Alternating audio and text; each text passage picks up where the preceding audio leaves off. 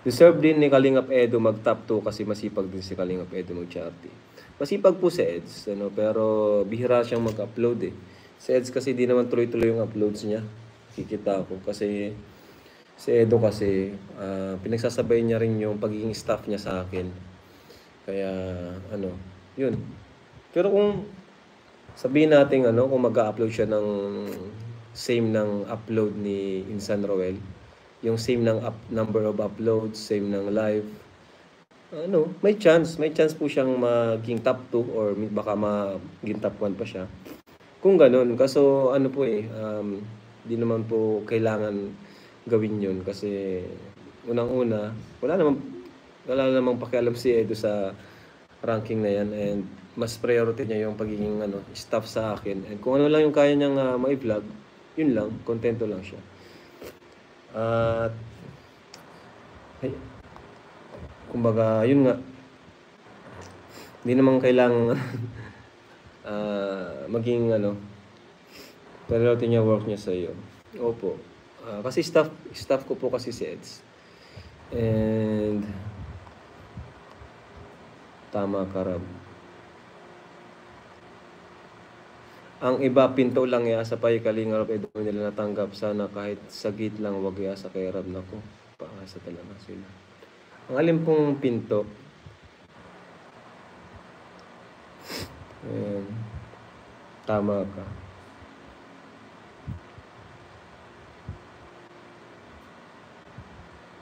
Si Papa Dan hindi rin araw-araw. Opo. Kaya nga po, yung rank 1 na si Insan, deserve talaga ni Insan Roel yan. Huwag na nating yan. Kasi masipag si Insan mag-vlog. Masipag siya mag-vlog talaga. Grabe. Bilib ako sa kasipagan ni Insan Roel. Kaya huwag nyo nang pilitin na para sa kanya talaga yan. No?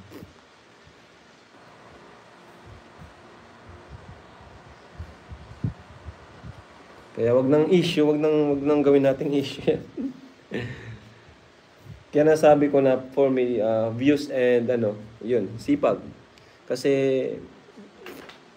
di mo man magagawa yan kung ma-upload ka lang ng isa o kaya minsan kulang, minsan may pagitan pa, di ba? Di ka naman magiging rank 1. Kahit ako, kung mag-upload lang ako, kung tatama rin ako mag-upload, di rin ako magiging rank 1.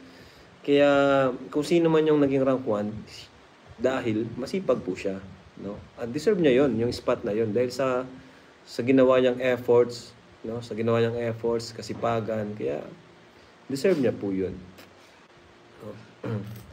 Yun nga, yung iba naman like ni Dan, si Edo, si Joms or sino pa, hindi naman po yan masisipag minsan nga ano pa sila mag-live, mag-upload, minsan putol-putol, di ba?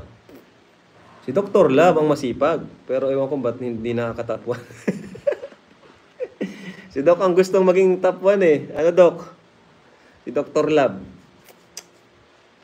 Si Doc ang gustong maging top 1 eh. Kasama nga si Victor sa ranking, bagsak naman ang revenue, kaya wag mo natin gawing contest. So, tama po. Si Kuya Alex na po mismo nagsabi. Alam niyan yung mga channel performance ng kanyang kasamahan. So, yung kasing sa tingin ko nakasama si Kuya Victor dahil sa shorts. Kasi kasama yun eh. Included yung shorts, yung views mo sa shorts. Diba? Kaya, ayun. Kaya siya nakasama. Pero okay lang yan kasi most viewed naman yung sinabi ni Ninong Chulay. Most viewed Kalingap charity vlogger. Diba? Most viewed. Hindi naman sinabi na pinakamagaling na Kalingap charity vlogger. Hindi naman sinabi ni Ninong Chulay ganun. Most viewed lang po yun. Pinakamaraming viewers. Ayan. Ako naman, dinagdagan ko na most viewed and pinakamasipag. Ayan. Ganun po yun. Kagaya ko, ako din naman po eh. Kung di rin naman ako magsipag, di rin naman po ako magiging top 1, di ba? Si Insan Roel, kung di rin naman siya magsipag, baka maunahan din siya ng iba. Ganun lang po yun. Kaya deserve po ng kung sino man yung top 1, deserve po yung kung sino man. Kasi nagsipag po sila. Nagsipag sila mag-live, nag-grind po sila, di ba? Mahirap kaya yun yung consistent kang dalawang upload sa isang araw. Mahirap po yun mga kalingap. Mahirap yun. At kung nakaka-upload ka ng ganun, 2 beses, kung mas marami kang upload, mas marami kang matutulungan. Kaya sinabing ano siya, kaya nakasama siya sa, kaya siya naging top 1. Yan. Masipag ka kasi kuya. Oo nga, kaya nga sabi ko, masipag din kasi ako. Hindi kung magtatamad-tamad ako, wala rin po. Hindi rin tayo makakasama dyan. Baka ano lang tayo.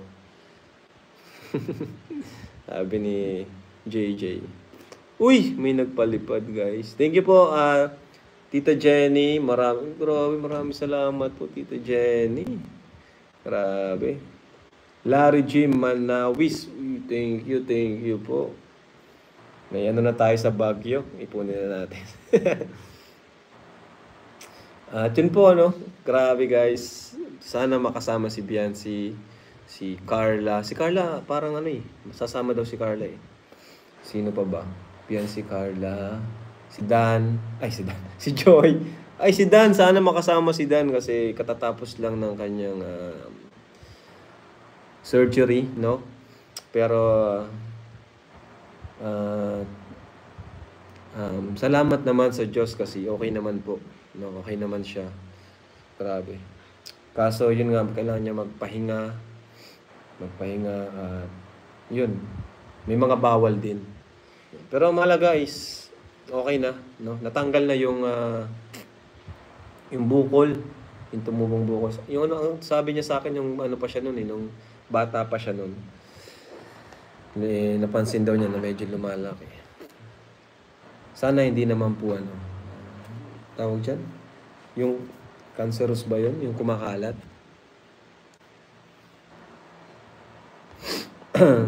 Pero sabi ng doktor, ano naman daw po safe naman daw po. Si Biancy na-confirm na, ayan. Kasama rin po ba views sa pagla-live? Opo, kasama po yan. Live, shorts, kasama po yan. No? Kaya pansin nyo si Dr. Love, pahilig mag-live, mag-short. Dok, kumusta ka, Dok?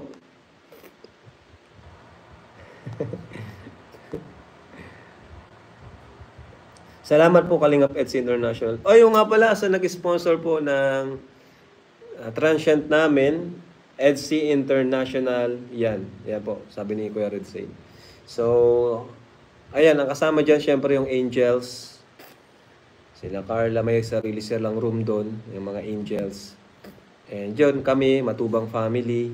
Tapos yung ibang staff natin, yung ano natin, tawag dyan, yung mga leading man. Mga leading man po natin, syempre kasama.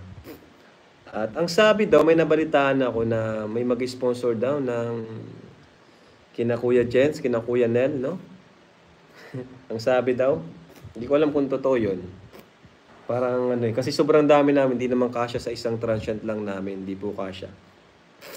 Kaya, kung may ibang sasama, kailangan talaga mag-book sila ng sarili nila. No? Kailangan mag-book sila ng sarili nila.